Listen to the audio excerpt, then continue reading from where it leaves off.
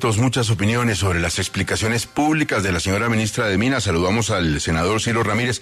Senador, ¿cómo recibe usted las explicaciones de la ministra y queda tranquilo o no? Pues quedo más preocupado cuando todos los colombianos pensábamos que iba a aclarar las cosas. Gustavo, muy buenos días y buenos días a los oyentes. Sigue insistiendo en cifras que no corresponden a la realidad, como lo han dicho varios expertos, que haya puesto firmas de personas sin su autorización. Pero lo más grave de todo esto es que ya esto pues pasa de castaño oscuro y debe tener una responsabilidad política y sobre todo una responsabilidad de responderle al país.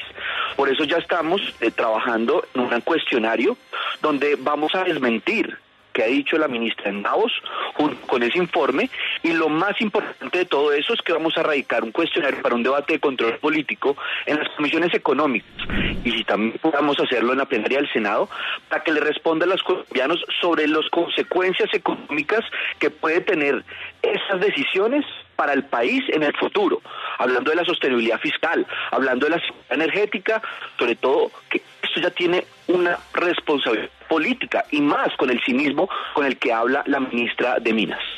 Senador, muchísimas gracias. Nos acompaña también el exdirector del DANE, Juan Daniel Oviedo. Doctor Oviedo, muy buenos días. Su opinión y su lectura de la explicación que da la ministra y el asunto del manejo de las cifras.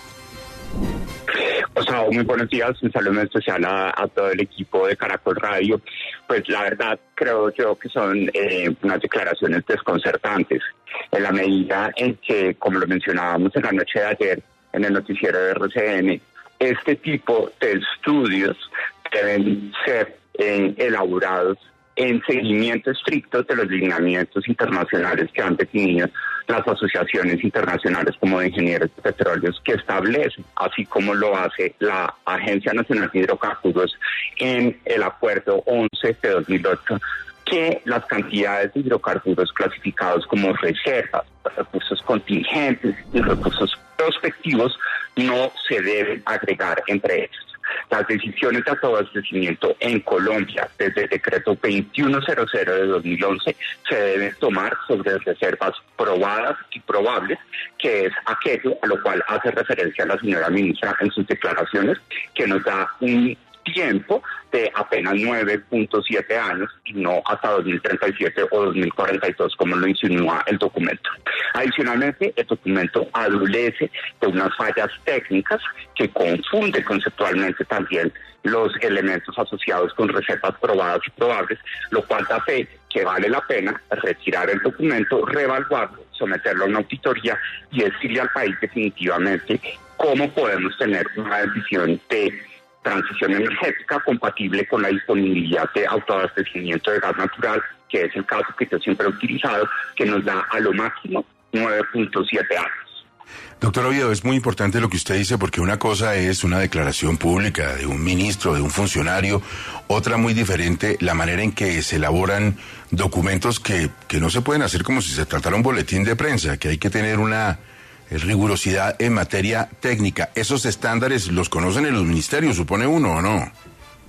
Claro que sí, han sido emitidos por la Agencia Nacional de Hidrocarburos. Algo que es extraordinario en este documento es que haya sido elaborado por el Ministerio de Minas y Energía cuando existe una agencia, una autoridad independiente a la hora de regular la disponibilidad de recursos de hidrocarburos, que es autónomamente la Agencia Nacional de Hidrocarburos, así como en términos de planeación hacia futuro, la Unidad de Planeación Minero-Energética. Entonces también acá hay un involucramiento del ente rector de la política con las autoridades que han definido el sector minero-energético para tomar decisiones en términos de información que respectivamente son la Agencia Nacional de Hidrocarburos y la Unidad de Planeación Minero-Energética.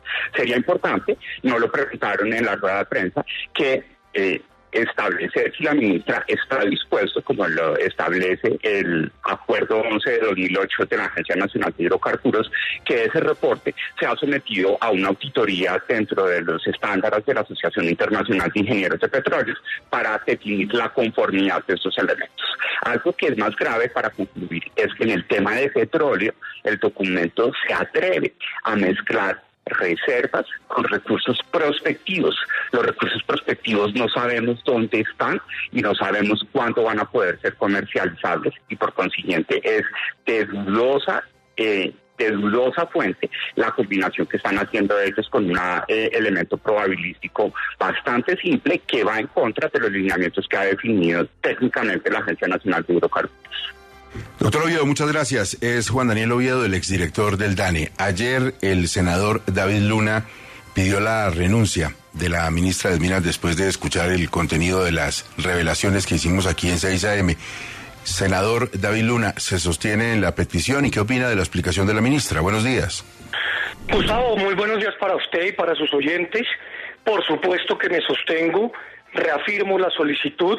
Creo que la ministra debe renunciar, no solamente porque improvisa, como lo hace el gobierno del presidente Petro, causándole un grave daño a la economía, sino porque es peor aún, no está diciendo la verdad, está faltando a ello.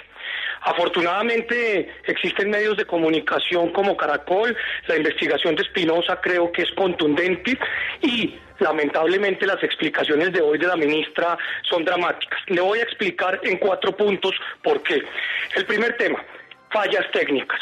La ministra habla de reservas y la mezcla con futuros hallazgos, lo cual demuestra que es imposible probar cuál verdaderamente es la situación del país en materia de hidrocarburos para su sostenibilidad. Lo segundo, la ministra dice que este informe no era el final. Entonces, ¿por qué lo presentó en el debate de moción de censura? Entonces, ¿por qué lo presentó en un foro internacional como Davos? Ahí lo que queda claro es que actuó de mala fe. Lo tercero, señala que la señora viceministra no estaba de acuerdo con el informe, pero que por protocolo pusieron su firma.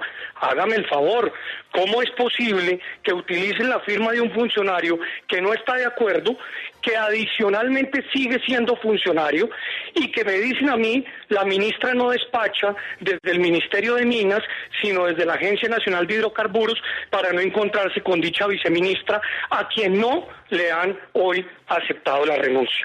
Y por último, que creo yo es lo más grave, acá estamos hablando de un informe técnico que merecía una auditoría antes de ser presentado y que claramente no la tiene. Motivo por el cual yo creo que hay que bajarle un punto a la soberbia, bajarle un punto a el relato y la narrativa de un gobierno que está sosteniendo una ministra, causándole un grave daño al país y sobre todo a la credibilidad del propio gobierno y del propio presidente. Senador David Luna, muchísimas gracias. Son las 8 de la mañana, 21 minutos, diversas reacciones sobre las explicaciones de la señora ministra de Minas a un documento muy cuestionado dentro del sector de los hidrocarburos, en el que basa las decisiones más importantes para la economía del país el gobierno del presidente Gustavo Petro. Representante Oscar Darío Pérez, muy buenos días y quisiéramos conocer su opinión sobre todo este asunto. Muchísimas gracias, Gustavo. Un saludo muy especial. No, esto lo que está haciendo hoy la ministra es oscureciendo más lo que ya estaba oscuro. ¿Cómo puede uno pregonar de que este no era un documento técnico finalizado, pero sí lo fue para defenderse ante el Congreso en la moción de censura, sí lo fue para determinar una política pública de no más contratos de exploración, no autorización de más contratos de exploración, y sí lo fue para lanzar en el foro económico más importante del mundo, que es el foro de Davos, decir que sustentados en los estudios han determinado acelerar la transición energética y por ello no darán más contratos de exploración. Pero independientemente de la ministra, pensemos es en el país, en la situación económica de Colombia. Ya Fedesarrollo ha dicho que empezamos a marchitar el número de barriles de petróleo que vamos a explorar diariamente en muy próximos meses. Eso es pobreza, falta de recursos. Y uno no puede, como ministro de una cartera, confundir reservas probadas, técnicamente probadas, con probabilidades, y las probabilidades se reducen enormemente si no hay nuevas exploraciones. Conclusión, tenemos gas para hasta el año 2028 probadas. Tenemos 118 contratos de exploración vigentes que pueden resultar o no resultar. Las estadísticas muestran que más o menos el 50% de las exploraciones resultan favorables en muchos casos. O sea que vamos o a tener que abrir la compuerta de la exploración, que es lo ideal, es lo necesario, o a importar gas. Y en el petróleo pasará lo mismo. La ministra tiene que reconocer que eso es así. Ir en contra de eso es ir en contra de la ciencia, que es lo que dice el doctor Petro, que es la que guía sus decisiones.